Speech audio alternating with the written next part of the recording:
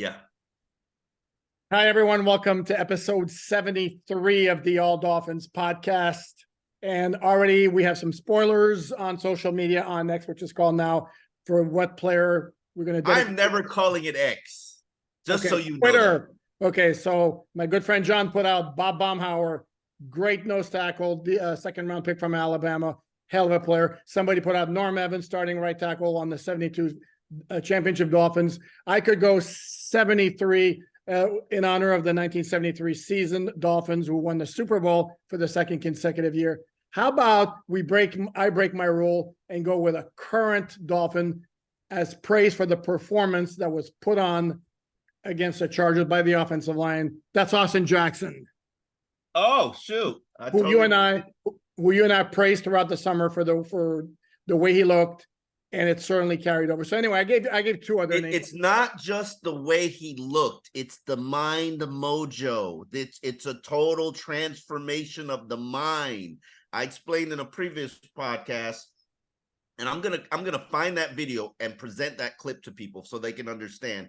He was saying something, and he left room for doubt in the comment, and then he said, "No." He corrected himself and said, "No, I know we're going to have success running the ball." And I was like, where did it come from? And it's been a complete transformation, body, mind, mentality. So props to him. I've never seen a mind mojo switcheroo like that before. Except the mind mojo is all great. You still have to do it on the field. And I wouldn't be recognizing Austin Jackson today for his new mindset if it wasn't for the fact that he backed it up with the performance yesterday. And as we discussed after the game, you never heard his name mentioned, which for an offensive lineman and referees, if your name is never mentioned, you're doing a good job. And that applies to Kendall Lamb on the other side. Now, not just them. Robert Hunt did a great job. No, correct. And Tua wasn't sacked. Yeah, there were a couple of times where he was flushed out, and Tua showed that amazing pocket presence. He showed very good pocket presence in the way he moved out, particularly on those throws where he made when he slipped. I'll take very good. Sorry? I'll take very good. I said I'll take very good. It was excellent. I mean, everything. We moved up to excellent. We upgraded it. Yeah. Okay. Everything he did yesterday was excellent. There was a force. Again, because this is the reality. Not everything was perfect, but the overall body of work, that's an A grade. Obviously, duh. And I think he will probably be named the AFC Player of the Week. I would probably give it to him over Tyreek because he threw 3 touchdowns, and obviously, they favor the quarterback. And Tyreek will have his opportunities later on because we know who Tyreek is. Tyreek is the most feared and most dangerous weapon in the NFL. I have not just said it now or based on this performance. I'm sorry, you Justin Jefferson guys and you Devontae Adams guys. I'm not saying Tyreek is the best wide receiver in the NFL. No. I am saying Tyreek is the best weapon in the NFL. But this is the part where I will say that I agree with you. I think actually he's going to wind up being Tua is going to be offensive player of the week. Well deserved. I make room for the possibility. I don't know what percentage I put on it, but I do make room for the possibility that maybe it's Tyreek. And that if it's Tyreek, I would hope that there's not a certain portion of Dolphin fans who would get all discombobulated, because the bottom line, it would be a Dolphins player. And hold on. What? Dolphin fans and Tuanon are not the same people. You do realize that. I said certain Dolphin fans. So no, I know, but I know you're referring to Tuanon. So don't pretend like you're not. No. Why would you say such a thing? And the other caveat also is there is one more game to be played tonight, Monday night, which is an AFC battle, not only AFC, but AFC East battle between the Bills and the Jets. Yeah. Which was to me the second most anticipated game of the weekend for me, behind Dolphins Chargers, obviously. I'm so curious to see just exactly what the Jets have.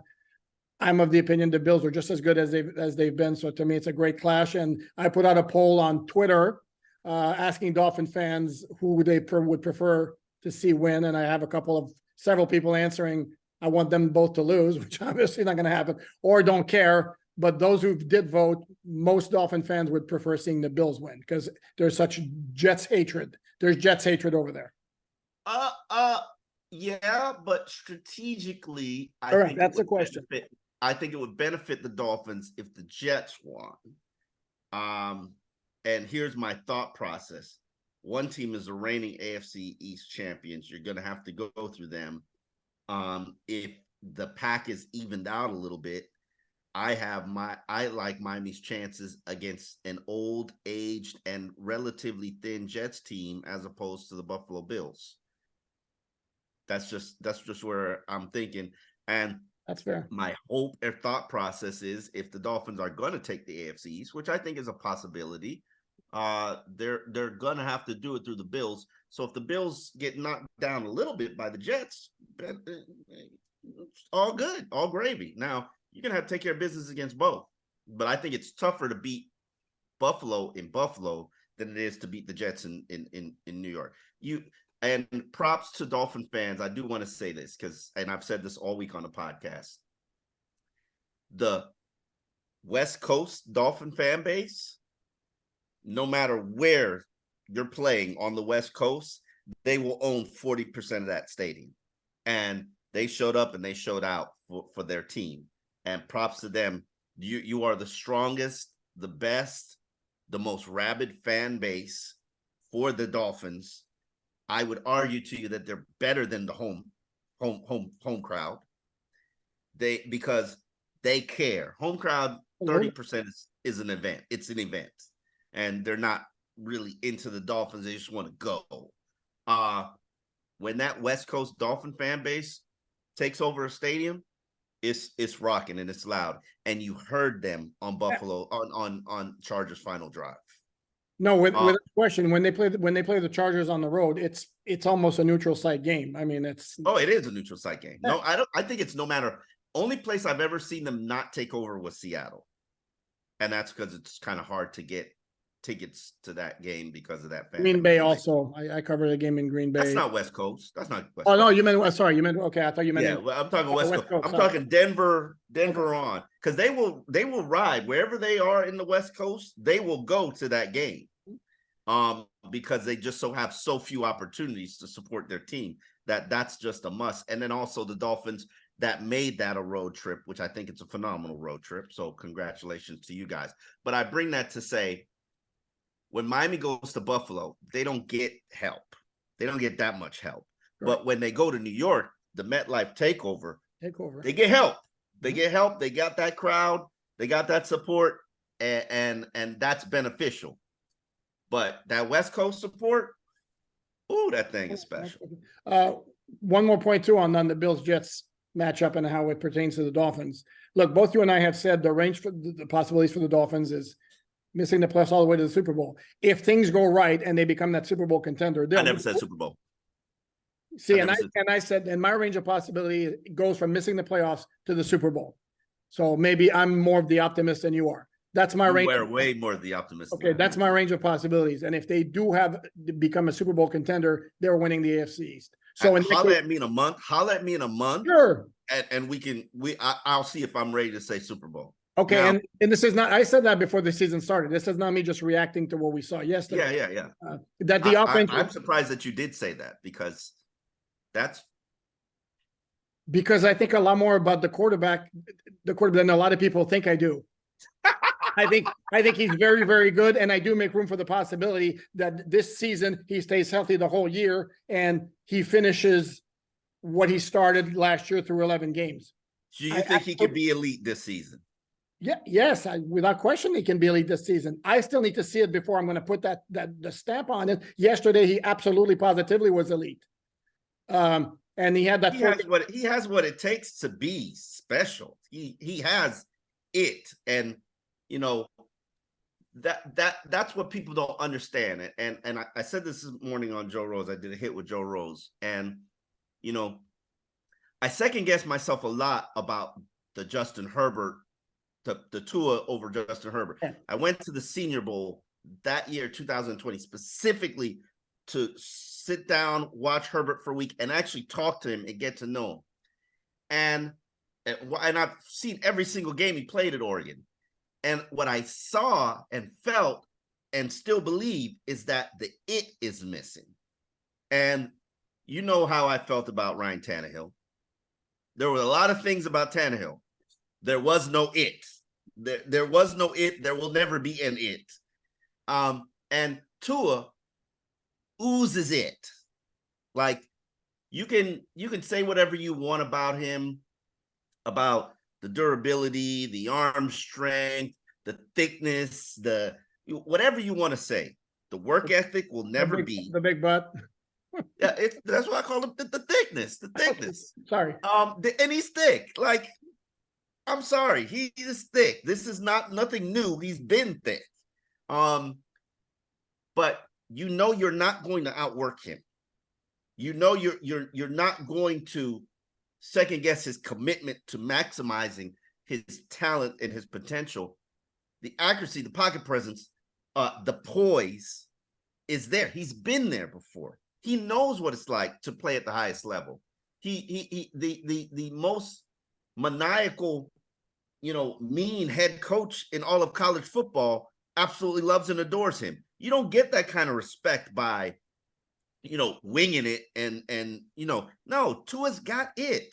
The guy who is the MVP candidate left his program, lost his job, left his program, and went to go be an MVP, of another team because Tua was there. And it wasn't really a debatable situation. So of course he has it. And he showed it so many times to us. This is another opportunity where he's shown it. And what did Justin Herbert do in those moments where you're like, uh-oh, they got the ball, 1:45 left. All he needs is to drive the field for a touchdown. And I'm not sticking up for dude. He had guys in his face in 2 seconds. I mean, if Dan Marino had guys in his face, what would Dan Marino do? Okay, and this is where this is not a Tua versus Herbert. Can we praise Tua here without bringing Herbert in there? No. It must be discussed because we want to give Herbert defense. Go ahead. The Dolphins defense. So Dan Marino's never been in that situation where he's been under pressure, under fire, blitz coming in his face, and still made the throw. Tua, this is props. Oh, Herbert buckled. Oh yeah, he Tua badly outplayed Herbert yesterday. Absolutely. Okay. To say that in a clutch moment where quarterbacks' reputations are made, where Derek Carr has got a hell of a reputation, Herbert again buckled. Did he not? What pass did he get off? He couldn't get it off. You tell me Justin Bethel is that dope of a. You tell me Justin Bethel is that dope of a blitzer that. Oh, bro, you saw Justin Bethel coming twice. Watch the replay. Why are we having this discussion? Omar, watch the replay from the back of the game-ending play and tell me exactly how that is Herbert's fault. I didn't say it was Herbert's fault. Give me a break. Okay, Tua outplayed Herbert yesterday badly. Okay, and he had a better season than Herbert did last year. Why are we dumping on Herbert now? I don't get it. I am saying there's the it. And it's missing from Herbert because elite players step up in those moments. 1 minute and 45 seconds left. You need a touchdown. You telling me you didn't have a fear factor that Herbert was going to get it done? He threw 7 or 6 fourth down completions with the season on the line against Vegas a couple of years ago. That's your argument. Sorry, again, we have gone from praising Tua. And I'm actually with you there. So taking shots at Herbert. First of all, he's not even on the team we cover, but whatever. To taking shots at Herbert when if you're basing it on yesterday, was it him or was it the Dolphin defense finally decided to blitz and then get in his face and it worked? I mean, wow, is that a weak argument? It did work. But let me ask you this question and answer this question. Go ahead. If it was Dan Marino, Jim Kelly, Ben Roethlisberger, Drew Brees, do you think they would have handled it differently? With that kind of pressure? No. And to suggest that every time the Dolphins were trailing under Dan Marino, it was an automatic comeback, they would win, or same thing with Kelly or Brees. No, it doesn't happen like that. Sorry. Okay? It happens more than it doesn't. I don't know. I'd have to do the research, but my Lord, is that a bad argument? Wow. Anyway, It's not a I bad will, argument. I It's will the difference in reiterate the my point that quarterbacks. Tua was absolutely clutch, and I absolutely believe in very high possibilities for him. Again, the one thing I need to see is start to finish. Okay, the game he had yesterday is not something we haven't seen before. We saw it against Baltimore last year. He absolutely elite accuracy, short to intermediate range, and then yesterday also had an elite deep throw to Tyreek Hill on the 3rd and 10 for this 47-yard game, which I have tweeted this morning was the best throw I've ever seen him make in his career. Circumstances, the fact that his feet weren't set when he threw the ball, and it was a dime. It was perfectly thrown. Best pass of Tua's career, and he had a couple of other throws.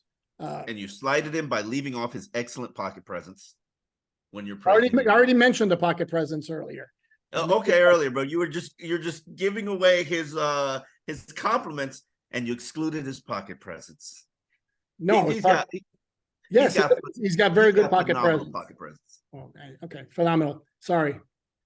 Okay, phenomenal. And Herbert has horrible pocket presence. And I didn't say that. Herbert has intangibles that I will say no, but no. Tua has better intangibles than Herbert. Herbert has a more physical attributes. But I will say Herbert showed very poor pocket presence on the play where Kader Kohu blitzed and got him. Because it's like he never picked up on him until he was quick enough, and Herbert outweighs him by 50 pounds. So to me, chances are that well, kind of, sort of. And this is also where Kader Kohu's tackling ability, which is phenomenal, which I have said from the start, go back and listen to what I wrote. Best tackling cornerback the Dolphins have had since Vontae Davis. And I'm not even sure I wouldn't put Kohu ahead of Davis. I mean, he is a phenomenal tackler for a guy who's not necessarily that big. He's this big. But major props to him. And that was a big play. Actually, I'm going to put up very soon the 5 biggest plays of the game, and Kader factors in. But that play showed actually poor pocket presence. And I have read and I have seen all the rankings of NFL quarterbacks done with surveys of GMs and coaches and executives and all that. And they have Herbert with elite pocket presence. That was not elite pocket presence. I am not a huge fan of throwing the word elite, as people know. I will say Tua has very good pocket presence. I will give Tua elite accuracy in the short to intermediate range. It's inconsistent on the deep pass, even though the one to Tyreek was an elite throw. Excellent. See, and you said Tua had excellent pocket presence earlier in this podcast, and I'm going to hold you to that. Okay. Oh no, I think I said he showed that in that game. But again, everything is about consistency. Okay. Yeah. And to me, and this is why I have not dismissed the possibility of the Dolphins making a Super Bowl run, because again, first of all, we need to see if Tua can stay healthy for the whole year, and can he finish the season? Yeah. And I don't mean finish. I don't mean literally finish. I mean finish the season with play and performance that's kind of even throughout. He's not going to throw for 466 yards every game, but you know what I'm saying. Now, I'm glad you touched on that, because there are things that happened in that game, as pleasant as it was in terms of the outcome, that I walk away from it and were disappointments to me. Let's start with the run game, which had some success early, then tapered off. I personally believe that this is a better run blocking offensive line than they've had in years. And I would have much preferred if they stayed consistent with it. I get it. You're in a shootout. You do what you need to do in a shootout. But let's just hope that Mike McDaniel doesn't become enamored or obsessed or infatuated or a fiend for that pass game. As dangerous as it is and as potent as it is, you need balance. And let's hope that balance remains a priority for you. Except I'm going to play contrarian here. I love to play contrarian. In the first half, it was 11 for 60 rushing. In the second half, if we're taking away Tua's 2 kneel downs at the end of the game, it was 7 carries for 10 yards. I'm no math major. That's not it's I think 1.4 yards per carry. And the way the passing game was humming at this point, I'm all for having balance on offense and all that. But at some point, it's okay, let's go with what works, and the running game is not working. And I told you last night about that sequence It was a sequence that ended with the J.C. Jackson interception in the end zone. They ran the ball on first down 4 consecutive times, and it wound up, the yardage I was wrong. Those 4 runs totaled -1 yard. So why do we need to stick with the running game on a day when it's clearly not, or at a time when it's clearly not working, and the passing game is working so well? Need to continue to work at it. Need Sure. to be consistent about it, and need to be able to run when you need to run the ball. But obviously, it's something that needs fixing. And then get to the number one issue that needs fixing: that run defense. By the way, I saw a stat today. I was not aware of this. Shame on me. Did you know that you mentioned several times the Dolphins were third in the NFL in rushing in the preseason? Do you know what team was number 1 in rushing in the NFL in the preseason? Chargers. The Chargers. So obviously with new offensive coordinator Kellen Moore, I think the assumption, and based on what Fernando told us when he was on Behind Enemy Lines, which we will do again tomorrow, Tuesday, teaser. I think the assumption was that under Kellen Moore, the Chargers offense would be more about taking shots downfield, whereas last year everything was a dump off. Well, apparently the emphasis also is to focus more on the running game, which has been really bad for the Chargers for several years. And it was really good yesterday, or the Dolphins' run defense was really bad, or a combination of the two. I remember about Kellen Moore. I remember going to see him also at the Senior Bowl. This is a weird tangent I'm on. I like it. Was Story the time. 2012 draft class, and I was on the field. This was a day that I'll never forget, because I saw Pat White, who is actually on the Chargers staff. Yes, he is. In the stands, and we talked, and I was just like, this is after his career had flamed out. I was like, bro, what happened? What really happened? Because Pat White was a legend in the college game, and Pat White was gonna revolutionize football, according to Bill Parcells and Dan Henning, and and who the quarterback coach. You have the name. Who's the quarterback coach back in that day? From Alabama. No. Go ahead. We digress. Don't worry about it. And he was just like, yeah, man. You know the issue with Pat White. And no matter what they say, the NFL ball is a lot big. It's a lot bigger circumference. It was a stick. I'm sorry. Go ahead. Yeah, the NFL ball is a circumference, and he could not throw the ball without the glove, and they made him take the glove off, which obviously was a horrible idea, in hindsight. But we go on to the field, and I remember this because his career flamed out. He took that brutal hit, and it was just never, ever again. Right. And now you see quarterbacks that are Pat White size playing and having success in the league. Pat White was a legend at West Virginia. Don't ever forget that. Oh, I'm sure. Yeah. And he was part of the reason college football kind of changed and evolved into what it is today. But we go on to the field, and that was my first time meeting Russell Wilson. And I'm there with Pat White. Me and Pat White are about the same size. I'm about 5'10". Pat White's 5'10". Russell Wilson's 5'10". And Kellen Moore is also on the field. So I'm there. And Russell Wilson and Kellen Moore are just like in love with Pat White. And they're like, man, we really appreciate you and respect you. And you really helped our game. And we're such a big fan. And then I'm shaking Russell Wilson's hand, and Russell Wilson had a hand that was like the size of a glove, a catcher's mitt. Yeah. And it just engulfed my hand. But the fact that we were the same size, all of us on the field, and I knew how big offensive linemen were, I was just like, yeah, none of you dudes are going to work in the NFL.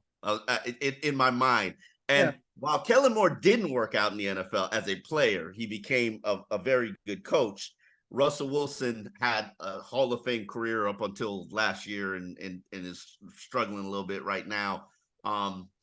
And Pat White happens to be on Kellen Moore's coaching staff now, right? With the Chargers. So it's just funny how football comes in these circles. And that year the Dolphins went out and selected and drafted Ryan Tannehill and wasted 7 years of the franchise's time. But here we are today with Tua Tagovailoa, who happens to be a relatively small quarterback and has admitted. But he's often the thing with Pat White is, like I said, I made the comment, he was a stick. Nothing personal. I mean, it wasn't just that he was short. I mean, he was slight. Like Russell Wilson is thick. Tua is, as we've documented, is thick. Yes. He's not big, so he can't get himself like involved in getting wrapped up by 350-pound defensive tackles with bad intentions. And again, it wasn't there yesterday. I saw the Chargers were credited with 2 quarterback hits. I don't recall him getting hit other than when he had to fall on the ball after the shotgun snap. And Yeah. when he those stats still count for defensive no, I players understand now. that. I understand that, but it's not going to be the same impact. And then he had when he slid. I don't know if that's. I can't imagine that counts as a quarterback hit. And I can't remember the other one. And there were only a couple of plays where he did have pressure. And again, he showed the pocket presence. They might have both been those bad snap quarterback exchange issues that clearly they have to get fixed. And I wouldn't be shocked if Connor Williams and Tua are on the field extra after practice, addressing that. They got to get that resolved. Whatever it is, you had too many of those incidents. Without question. No, Kellen Moore, I remember he was a very good quarterback, a lefty like myself, like Tua, like Pat White, out of Boise State. Great college player, but didn't have the arm strength, and it wasn't like he could, compensate for it. Just like another former Dolphin draft pick from yesteryear, Josh Heupel, who's now head coach somewhere in college, was another lefty, great quarterback in college, just didn't have the physical traits to succeed in the NFL. And we mentioned the run defense. As with everything else in this game, it's one game, and they call it overreaction Monday for a reason. We can't imagine the run defense is going to be like this bad. And it wasn't, again, a lot of snaps for Christian Wilkins, a lot of snaps for Zach Sealer. Raekwon Davis had 48 snaps. I did a story on my snap counts. My weekly day after the game snap count observations. Very interesting things in there. But those 3 guys like dominated the snaps. Brandon Peely played, I believe it was 9 snaps. Can we not get a veteran in there to play more than 9 snaps? Mind you, now we're heading into week 2, where if you sign a veteran, that contract's not guaranteed for the full year if you wind up moving on at some point. So this, you could see around the NFL, some veterans with bigger names getting signed. And it wouldn't surprise me in the least if we saw the Dolphins do that. I wouldn't listen. I wouldn't be shocked if they added a veteran offensive lineman, maybe even re-signed Cedric O. And probably tried to put Keon Smith on the practice squad. And defensively, I know Brandon Peely has had some success, but God knows you need a veteran defensive lineman. You need some help. You need some help over there. I was very interested to see Ogba's role, Ogba's utilization, and I know they played 80 snaps, and that was crazy. I didn't even know Chargers were on the field 80 snaps. But the biggest surprise to me was David Long Jr. 17 snaps. Mm-hmm. And I'm not saying that I am an Andrew Van Ginkel fan. I know who Andrew Van Ginkel is, and I like the fact that he's generally always around the ball. Now, am I confident and comfortable with saying that he's an inside linebacker? I am not. He's a football player. He's not necessarily. But then again, Jerome Baker's not really an inside linebacker either, and I've said that to his face. And he understands where I'm coming from, and he knows what, Jerome Baker's a weak side linebacker. He's a 4-3 weak side linebacker, yes. Masquerading as an inside linebacker. And I want to see all of those things, that inside linebacker spot, for those who have been here when we did podcast number 11 and 12, it's always been a uncomfortable spot for me.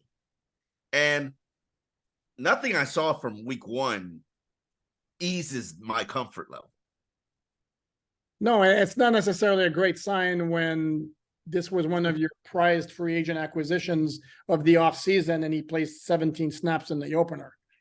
And on top of that, you have Cedric Wilson Jr., who you signed to a 3-year, $21 million contract last year, who's inactive. Come on, you know this. No. Don't bring that up. Nothing to see here. They already shook him down. You know what he's here for. Something happens to another guy. But here's the thing. And this is another thing that I want to say about veterans. If I'm Kansas City Chiefs, I'm going out there and I'm signing Robbie Chosen.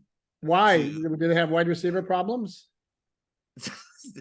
Did you see that offense in week one? I'm completely playing. I'm Yeah, completely playing. yeah. You need some help over there. And Robbie belongs on the 53.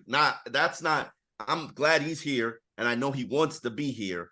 But and part of his issue with getting work other places is all the baggage that comes with him. He's not the person that people portray him to be at.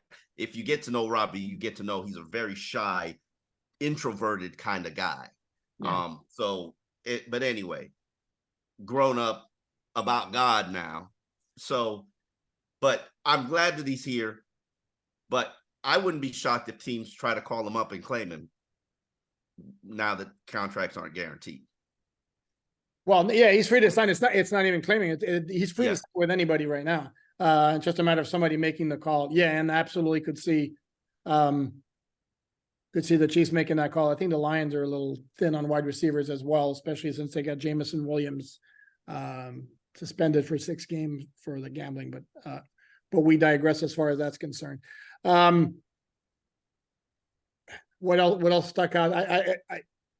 I was very intrigued by the usage of Eric Ezukama in the backfield. I think we touched on that a little bit after the game, but it's like Debo Samuel's role. No, it's interesting. I mean, Ezukama does have some run after the catch ability. He's got some size. He can be physical, get his nose in there. We saw him get tested in that Atlanta preseason game, and he passed the test. And they're like, okay, we can give you some plays. And to his credit, I'm not running those plays with Tyreek or Jalen. There's no. I'm running the exposable, dispensable guy. Like, okay. I mean, and it adds a different element and dynamic to the offense. And I think that's what you want to do when you're a head coach. You want to put things out there in packages that make opposing teams have to spend time preparing for it. So now there's an Eric Ezukama package. So no, and it gets him some snaps, as opposed to last year where it was basically inactive the entire season. So you did notice our friend Channing Tindall did not play a snap on defense, or maybe you didn't. Special teams only. Come on, bro. We can't even get the linebacker we paid $10 million to get a snap on D to play on a regular basis, and you want to worry about him? No. Well, again, he was your top pick from last year. No.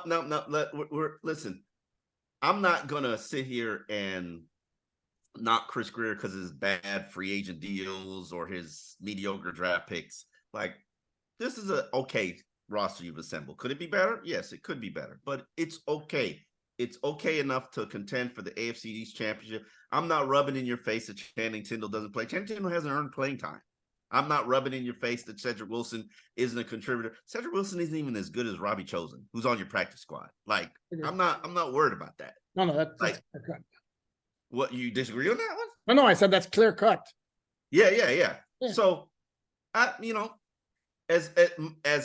we know, my concerns are always about when the injuries start to stack up and your roster gets watered down, what will you look like?